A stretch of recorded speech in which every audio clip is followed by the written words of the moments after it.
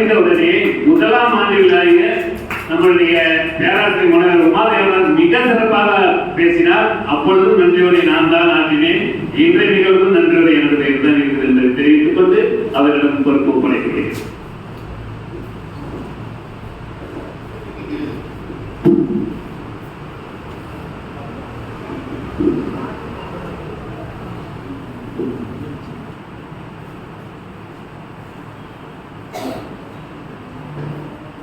அருட்பெரும் ஜோதி அருட்பெரும் ஜோதி தனிப்பெரும் கருணை அருட்பெரும் ஜோதி எல்லாம் செயல் கூடும் என்னானே அம்பலத்தே எல்லாம் வண்ணாம் நனையத்து வாக்குண்டாம் நல்ல மனமுண்டாம் மா மலரால் நோக்குண்டாம் மேனி முடங்கால் பூக்கொண்டு துப்பா திருமேனி தும்பிக்கையான் பாதம் தப்பாமல் சார்வா நமக்கு சீர்கொண்ட தெய்வ வதனங்களாகும் திகழ் கடப்பம் தாற்கொண்ட தோளும் தாமரை தாள்களும் கூர்கொண்ட வேலும் மயிலும் நம் தோழி கொடியும் கார்கொண்ட வன்மை தனிகாசலம் என் கண்ணுச்சலை பெற்ற தாய்தனை மகமறந்தாலும் பிள்ளையை பெறும் தாய் மறந்தாலும் உச்ச தேகத்தை உயிர் மறந்தாலும் உயிரை வேண்டிய உடல் மறந்தாலும் கற்ற நெஞ்சகம் கலை மறந்தாலும் கண்கள் இரண்டும் இன்றிமைப்பது மறந்தாலும் நற்தவத்தோர் உள்ளிருந்தோங்கும் நமச்சிவாயத்தை நான் மறவேன். கண்ணியது உன்புகழ் கற்பது உன்னாமம் கசிந்து பக்தி பண்ணியது உன்னிரு பாதாம் உயர்த்தி பகலிரவாய் நன்னியது உன்னை நயந்தோர் அவையத்து நான் செய்த புண்ணியம் ஏதியை நம்மே புவி ஏழையும் மூத்தவரை கல்வியிலான் வாழ்வு கரைகானா தோணி என கலங்கி நின்றேன். கற்றோரை கண்டு நாணி நின்றேன்.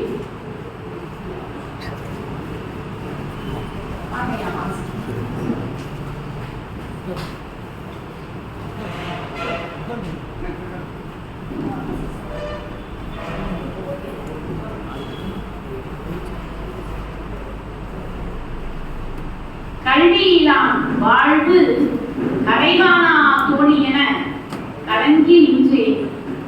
கற்றோரை கண்டு நாணி நின்றேன். என்னை நன்றாக இறைவன் படைத்தனன் தன்னை நன்றாக தமிழ் செய்யுமாறு மங்கையர் கற்பும் மனையர் புகழும் பொங்கும் கவிதை பூத்த பூங்காவை பாவிலே வாழும் பாமர கவிஞன் நாவிலே நின்று நடஞ்செய்யும் தாயே கல்லிலே ஒளியெழுப்பி கடகலையில் நீராடி மெல்லியலா மெழிதலில் வித்தார நகையாகி புள்ளாம் குழல்களிலே புகுந்து சுவையாகி நெல்லிர் மணியாகி நிறையிற் பொருளாகி உட்பொருளும் வெளிப்பொருளும் உணர்த்தும் தாயே தூய தமிழ் தவமே அற்புதங்களான தமிழ் சொல்ல என்னை ஆளாக்கி விட்டவரே அன்பு மகள் வணக்கம். போற்றுதலுக்கும் பாராட்டுதலுக்கும் வணக்கத்திற்கும் வழிபாட்டிற்கும் உரிய திருமுருக கிருபானந்த வாரியார் சுவாமிகள் அவர்கள் வழியில் தமிழையும் ஆன்மீகத்தையும் பரப்பிய நம்முடைய சேலம் மாநகரத்திற்கு கிடைத்த மாமணியாய் விளங்கிய வணக்கத்திற்குரிய மனம் சேர சந்திரகாசன் ஐயா அவர்களால் உருவாக்கப்பட்ட மனமன்றம் ஏறக்குறைய பொன்விழா ஆண்டை கடக்க இருக்கிறது. அத்தகைய பெருமை மிக்க மனமன்றத்தினுடைய நிர்வாக பொறுப்பிலே இருக்கக்கூடிய தலைவர் வணக்கத்திற்குரிய மருத்துவர் ஐயா செல்வரங்கம் அவர்கள், வணக்கத்திற்குரிய மனம் சேர சந்திரகாசன் ஐயா அவர்களுடைய திருமகளா என்னுடைய இதயத்திற்கு நெருக்கமான சகோதரி தமக்கையார் உமையாள் சந்திரகாசன் அவர்கள், சுமதி ஸ்ரீ அவர்கள், நிர்வாக குழுவிலே இருக்கக்கூடிய ஒவ்வொரு பெயரையும் சொன்னால் விடுபட்டு போகும் விபத்து இருக்கிறது. அதனால் அத்துணை பேரினுடைய பொன்னார் திருவடிகளையும் இந்த இனிய தருணத்தில் நினைவு கூர்ந்து இந்த நாள் என் வாழ்நாளிலே ஒரு இனிய நாளாக நான் கருதுகிறேன். ஏனென்றால் என்னுடைய ஆசிரியர் பெருந்தகை என்னுடைய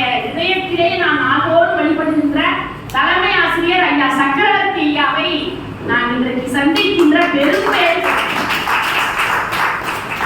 ஐயா அவர்களுடைய பாதங்களில் நான் மாலையாக விழுந்து வணங்குகிறேன். ஐயா அவரை பத்தி 1 மணி நேரம் சொற்பொழிவு கூட பண்ணலாம். ஒரு நாளைக்கு சக்கரவர்த்தி ஐயா, சக்கரவர்த்தி திருமகன் என்றே அவருக்கு ஒரு பெயரை சூட்டி பேசலாம். அவ்வளவு தனி சிறப்புகள் மிக்க அவரை நீண்ட நாட்களுக்கு பிறகு சந்திக்கின்ற பெரும்பேறு வாய்ப்பு. ஒவ்வொருத்தரையும் தனித்தனியா சொல்லி குறிப்பிடக்கூடிய அளவிற்கு பெரியவர்கள் வந்திருக்கிறீர்கள். எல்லோருமே மூத்தவர்கள். நான் அக்காவிடத்திலே கூட சொன்னேன், அக்கா ஒரு கல்லூரியிலே இந்த விழாவை நடத்துவதற்கு நாம் ஏற்பாடு செய்யலாம் என்று சொன்னேன். கல்லூரி மாணவர்களிடத்திலே இதை கொண்டு போய் சேர்ப்போம் என்று சொன்னேன். அதை கூடிய விரைவிலே அதை செய்யலாம் என்று அவர்கள் குறிப்பிட்டார்கள். ஐயா நம்முடைய ராசி சீட்ஸ் ஐயா அவர்கள் வருகை புரிந்திருக்கிறார்கள். அவர்களை கடவுளை எழுப்பி வரவேற்பதற்கு சுற்றி பார்க்கிறார்கள். ஒவ்வொருத்தரையுமே ஐயா பெயரை குறிப்பிடக்கூட முடியாத அளவிற்கு பெருந்தகைமையாளர் சான்றோர்கள் நிறைந்த ஒரு நல்ல அவை இந்த அவை. உங்கள் அத்துணை பேரினுடைய பொன்னார் திருவடிகளிலும் என் இதய கமண்டல நீரால் பாதங்களை கழுவி மனப்பந்தலி பூத்த மல்லிகை மரங்களை தூவி ஆராதனை செய்து வணங்குகிறேன்.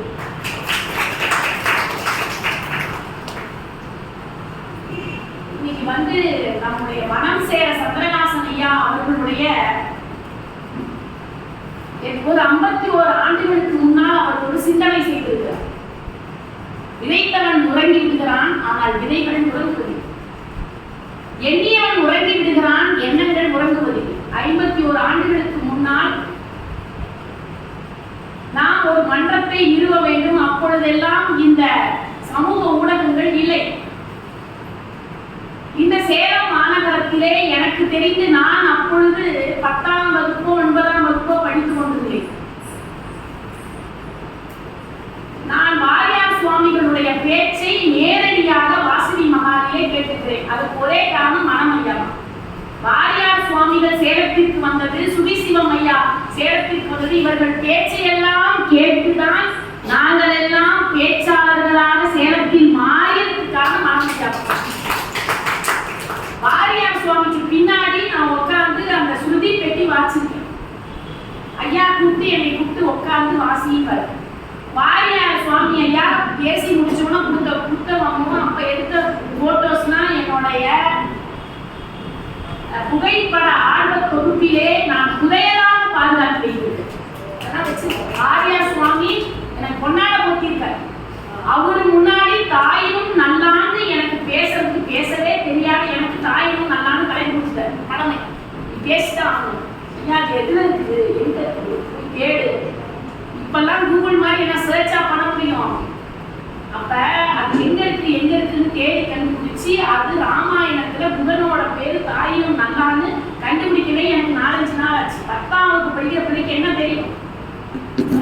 அதுல ஒரு 10 பாட்டாவது நீ மனப்பாடம் பண்ணி ஒப்பிக்கணும். மேடையில நீ பேசுறியோ வாரியார் சுவாமி முன்னாடி நீ பாட்டை ஒப்பிக்கணும்னு தாயினும் நல்லான்னு எனக்கு தலைப்பு கொடுத்தது மனம் ஐயா. அப்பொழுதுதான் தனி பேச்சு என்றால் என்ன என்பதை நான் முதலில் தெரிந்து கொண்டேன். சக்கரவர்த்தி ஐயா விருத்தத்திலேயே பாட்டு எழுதியிருக்காரு.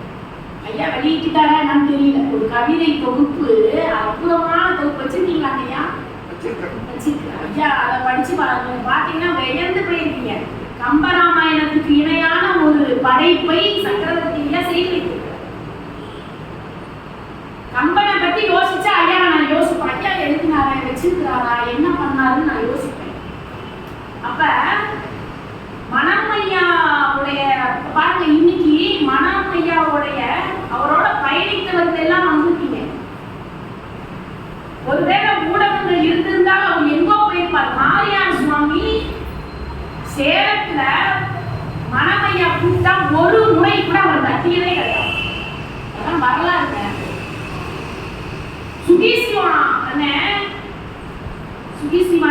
பேச போக முடியலன்னு வச்சுக்கோங்க. எங்கேயாவது ஒரு நிகழ்ச்சி இருக்குது, ஆனா அவரால் போக முடியலன்னா அதுக்கு அந்த நிகழ்ச்சிக்கு என்னையே தான் அவர் அனுப்புறாருன்னா அதுக்காக மனமையா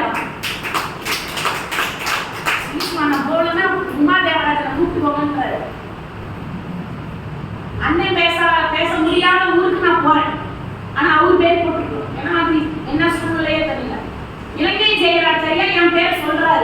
அதுக்கு காரணம் நிச்சயமா சொல்லுவோம் மனமையாவை தவிர வேற யாருமே எனக்கு பல ஊர்கள்ல வாய்ப்பு கொடுத்த அந்த பெருமை மனமையாவுக்கு தான் போய் சேரும். மனமையாவுக்கு தான். திருச்செங்கோட்டுல, திருவண்ணாமலையில எல்லா ஊர்களையும் என்னை கூப்பிட சொல்லி அவர் சொல்லுவார். காரணம் என்னன்னா அந்த நேரத்துல அவர் என்னை பத்தி தெரிஞ்சுக்கிட்டாரா என்னன்னு எனக்கு தெரியாது. பேசவே தெரியாத நான் கொஞ்சம் கொஞ்சமா பழகிட்டேன்.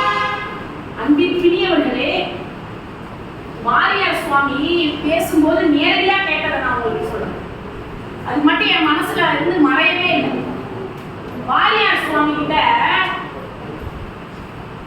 அவரே சொல்றாரு மேடையில. வாரியார் சுவாமி கிட்ட ஒருத்தர் வந்தாராம். அவர் கேட்டாராம், சுவாமி சிவபெருமான் கோயில்ல பெருமாளுக்கு கோவில் இருக்கு. சிவபெருமான் கோவில்ல பெருமாளுக்கு கோவில் இருக்கு. ஆனா பெருமாள் கோவில்ல சிவபெருமானுக்கு கோவில் இல்லை. அது ஏன் அப்படின்னு ஒருத்தர் என்கிட்ட கேட்டாருன்னு வாரியார் பேசுறாரு. நல்லா கவனமா கேட்டீங்கன்னா புரியும். சிவபெருமான் கோவில்ல பெருமாளுக்கு கோவில் இருக்கு. ஆனா பெருமாள் கோவில்ல ஏன் சிவபெருமானுக்கு கோவில் இல்லைன்னு கேட்டதுக்கு வாரியார் சுவாமி சொன்னா, நான் ரொம்ப எளிமையா அண்டா குண்டார குண்டா போகும், குண்டா குண்டார அண்டா போகுமா. எவ்வளவு பெரிய விஷயத்த எளிமையா சிவம் அப்படின்றது பரம்பொருள். அந்த பரம்பொருளுக்குள் பரஞ்சோதிக்குள் அனைத்தும் அடக்கம் என்பதை மிக எளிமையாக விளக்கிவிட்டார். யாரு? வாரியார் சுவாமி. ரொம்ப எளிமையா இருக்கிறது தான் அன்புங்க. எளிமையா இருக்கிறது தான் அன்பு. நான் உங்களுக்கு ஒரு உதாரணம் சொல்றேன் கேளுங்க.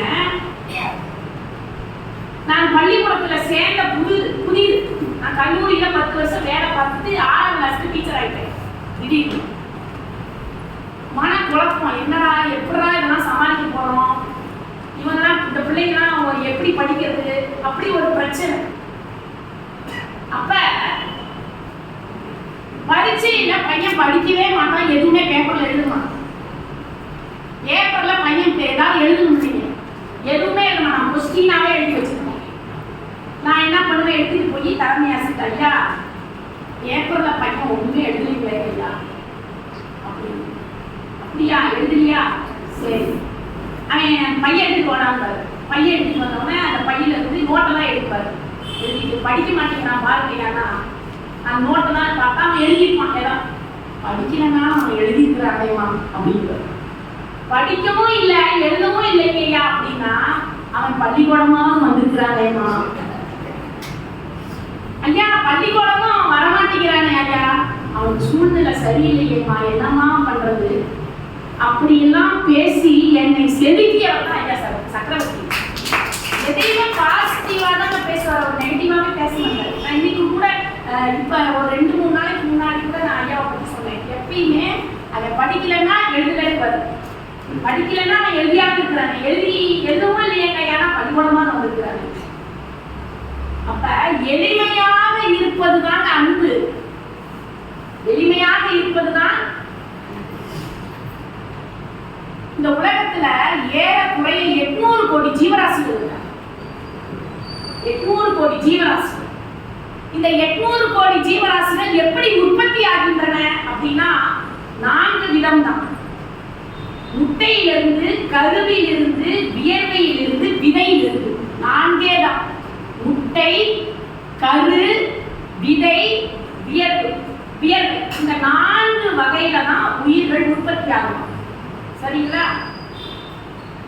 அதுல எப்படி இந்த உயிர்களை பிரித்திருக்கிறார்கள் நம்முடைய முன்னோர்கள்னா, கிடப்பனை. அப்படி இப்படி போட்டோம், இந்த பெஞ்ச் அப்படி கிடக்குது பாருங்க, கிடப்பனை. அடுத்தது பாத்தீங்கன்னா நிற்பனை. அடுத்தது நிற்பனை, மரம் செடி கொடிகள். கிடப்பனை, நிற்பனை. அப்புறம் என்ன? ஊர்வன. அப்புறம் என்ன? நீந்துவன. அதுக்கப்புறம் என்ன? பரப்பன. அதுக்கப்புறம் என்ன? நடப்பன. அதற்கு பிறகு சிந்திப்பன. இப்படிதான் உயிர்களை பிரிச்சிருக்காங்க. இந்த மாதிரி உயிர்களை பிரிச்சிருக்காங்களே, இதை பற்றி மெய்கண்டார் ஒரு 3 வயசு குழந்தை ஒரு பாட்டு எழுதி.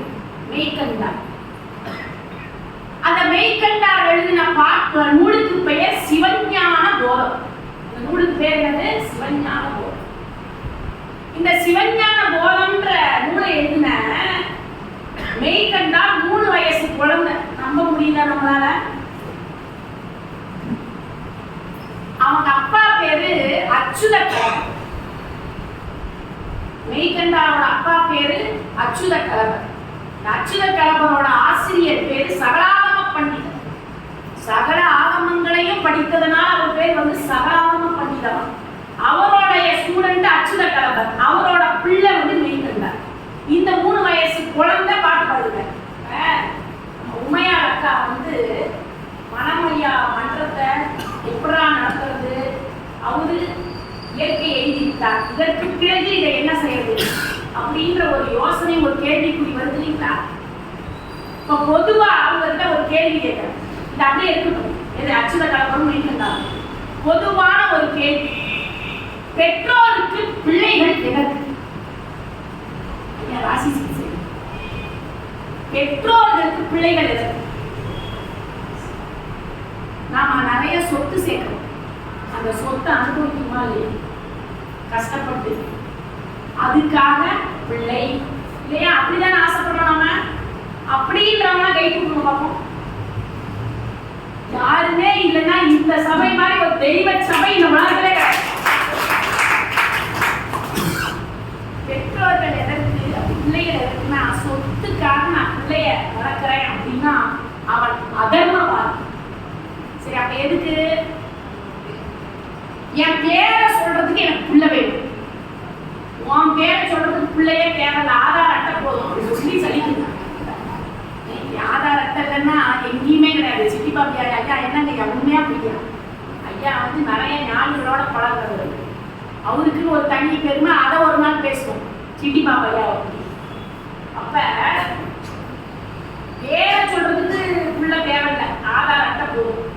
ஆதார் அட்டை இல்லைன்னா உங்களுக்கு ஆதாரமே இல்லை வாழ்க்கையில். அடுத்ததா எனக்கு கொல்லி போடுறதுக்கு ஒரு பையன் வேணும்ன்ற மாதிரி அவன் அப்பவே கொண்டு வரணும், அப்பவே அவன் கொல்லி வச்சு கொண்டு வரணும். அப்ப எதுக்கு பிள்ளைகள் அப்படின்னா, நான் சொத்து சேர்த்தனே அந்த சொத்தை அனுபவிக்கிறதுக்கு அல்ல, என் பேரை சொல்வதற்கு அல்ல, என் சந்ததியை வளர்ப்பதற்கு வேணா. இல்லைங்களா? மரபணுவை எடுத்து வைத்து எத்தனையோ வருஷம் கழிச்சு கூட பிள்ளைய பெற்றுக்கலாம். பிள்ளை அப்படி கொண்டு வந்து தான் டெக்னாலஜி. உனக்கு பேரை சொல்றதுக்கு உனக்கு ஒரு வாரிசு, ஒரு சந்ததி எல்லாம் தேவையே கிடையாது. சரியா? அப்புறம் என்ன, கொல்லி வைக்கவும் பிள்ளை தேவை. அப்ப எதற்கு பிள்ளைகள் தேவை என்றால், நான் செய்த தர்மத்தை நான் செய்த பிறகு எனக்கு பின்னால் செய்வதற்கு எனக்கு ஒரு பிள்ளை வேண்டும் என்று நினைப்பதால். அதுதான் தர்மம். இப்ப இந்த சகலாகம பண்டிதர் அச்சுத கலவருக்கு நிறைய சொல்லி கொடுத்திருக்காரு. அவர் வீட்டுல படிக்கிறார். இதெல்லாம் அந்த குழந்தை கேட்குது, தாயின் கருவில் இருக்கும் போதே கேட்குது. இந்த கேட்ட குழந்தைக்கு நிறைய ஞானம் வந்துருச்சு. தாயினாலே ஞானம் பெற்றது அந்த பிள்ளை. 3 வயசுல திண்ண பள்ளிக்கூடத்துல ஐயா சொன்னார், செல்வரங்க ஐயா போயிட்டாரா இருக்காரு? அவருக்கு செல்வரங்கம் பேர் எனக்கு ரொம்ப பிடிச்சிருக்கு. ஐயா பேச்ச நான் நிறைய கேட்பேன். சொல்ல போனா நீங்க எங்களோட தொழில் போட்டியா வராது, உங்க தொழிலுக்கு நான் போட்டியா வரலாம். நான் இனிமேல் டாக்டர் படிச்சு ஒரு வந்து நீட் எழுதி அதெல்லாம் வர முடியுமா? நீட்டுக்கு வந்து வயது வரும் வந்து எங்க போனாலும் நம்ம போட்டியா வந்துருவாரு. அவ்வளோ அருமையான பேச்சுங்க சார். அதாவது இதுதான் வந்து நம்ம தமிழ் மொழி அந்த செல்வரங்கம் ஐயாவை உலக அரங்கத்திற்கு காட்டியிருக்கு. அவரோட மொழி, எத்தனையோ நல்ல டாக்டருங்க இருக்காங்க, எத்தனையோ கண் டாக்டர் ஸ்பெஷலிஸ்ட் இருக்காங்க. செல்வரங்கம் ஐயா என்று நினைத்தவுடன் எனக்கு கண் டாக்டரா என்னன்னு அதெல்லாம் தெரியல, தமிழில் சிறந்த புலமை மிக்கவர் என்று எனக்கு நினைவு. பாத்தீங்கன்னா அந்த செல்வரங்கம்னு என்ன நினைச்சு உங்க அப்பா பேர் வச்சாரா இல்லையா? அந்த பேரை கேட்டா எனக்கு ஒரு தோணும், 2 தான் தோணும். ஒண்ணு, நம்ம தமிழர்கள் பாருங்க, ஒரு அரசனை போய் நேரடியா சந்திக்க முடியுமா? ராஜாவை, முதலமைச்சர், ஒரு கவுன்சிலர் போய் பார்க்க முடியுமா? இன்னைக்கு உள்ள நிலைமைக்கு ஒரு கவுன்சிலர் கூட நம்ம அதாவது ஆங்கிலேயர்களையே எதிர்த்து போராடியனா உள்ளூர் கவுன்சிலரை கூட பேச முடியல. அதான் உண்மை. நகைச்சுவை மன்றம்ன்றனால உங்களுக்கு புரியா சரி. அப்ப இந்த ராஜாவை போய் நேர்ல சந்திக்க முடியுமா? யாராவது சந்திக்க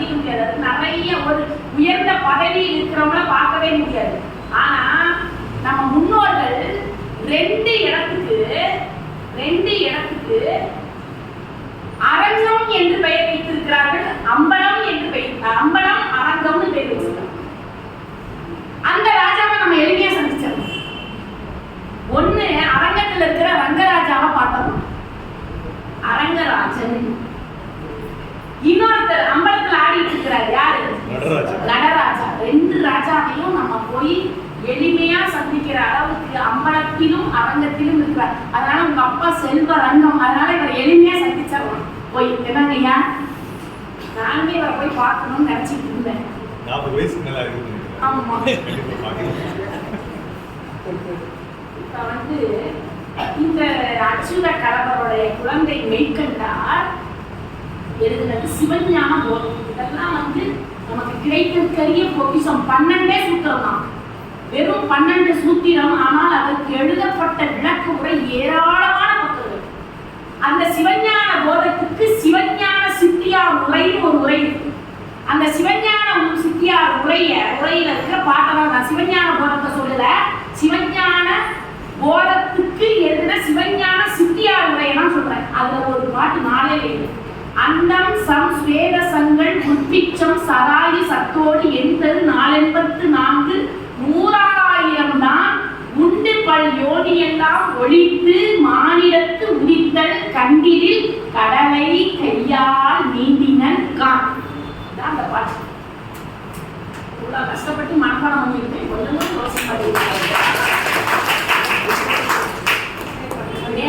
நேற்று கூட இந்த பாட்டை மனப்பாடம் பண்ணிட்டு நீ நடந்த அந்த சராய் சத்தோடு அப்புறம் என்ன புக் எடுக்கிறது 484 100,000 தான். ரொம்ப கஷ்டம். சிவஞான சித்தியார் முறையை மனப்பாடம் பண்றது கஷ்டம். அந்த பாட்டுல என்ன சொல்றாரு, ஒருத்தன் கடலை கையால நீந்தி கரை சேர முடியுமா? அண்டம் சம் ஸ்வேத சங்கள் உட்பிச்சம் சராயு சத்து, இதுதான் அந்த 4. எது? விதை, வியர்வை, முட்டை, கரு. இந்த 4லையும் இருந்து 8,484,100,000. இப்ப 800 கோடி ஜீவராசிகள்னு உலக ஆராய்ச்சி நிறுவனம், என்னது உலக சுகாதார நிறுவனம் ஆராய்ச்சி நிறுவனம் சொல்லி 800 கோடி ஜீவராசிகள் உலகத்துல இருக்கு. அது அப்படியே சொல்லிட்டான். 8,484,100,000 தான். ஐயா மேக்ஸ் வாத்தியார், நம்ம சக்கரவர்த்தி இல்லை கணக்கு போட்டுக்கோங்க. 4,484,100,000 தான் உண்டு பல் யோனிகள் தான் ஒழித்து மானிடத்து உதித்தல். மனுஷனா நீ பிறக்கிறது எப்படிப்பட்டது தெரியுமாடா?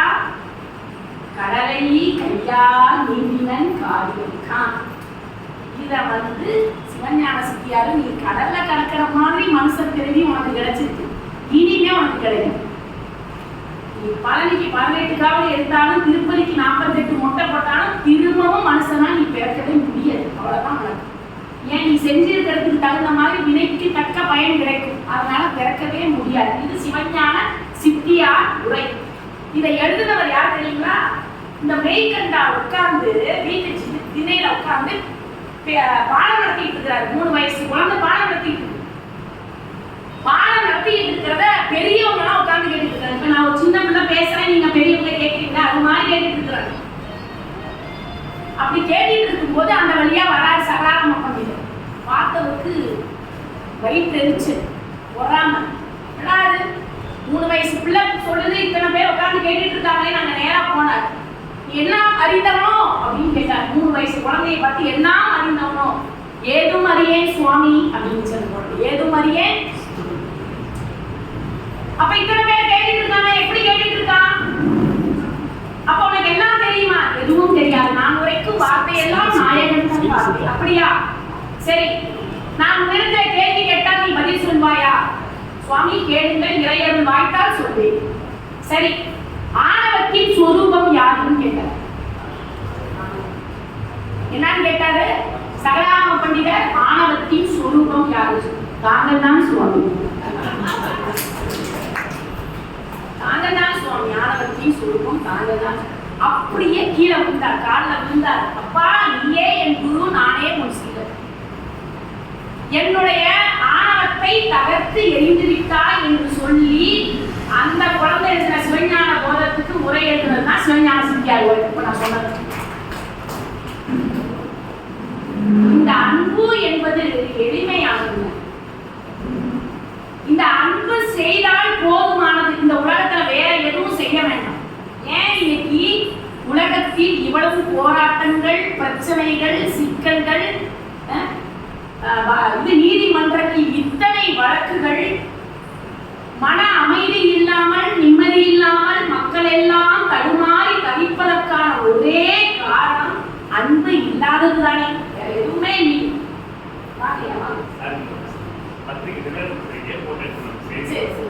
அதான் போட்டோவுக்கு போஸ்ட் பண்ணுமா?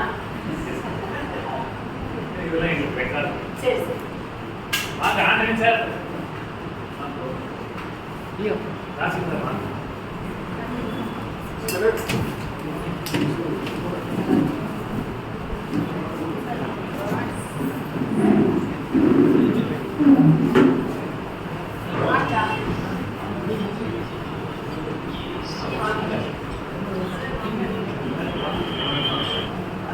நீங்க தான் போடுவாங்க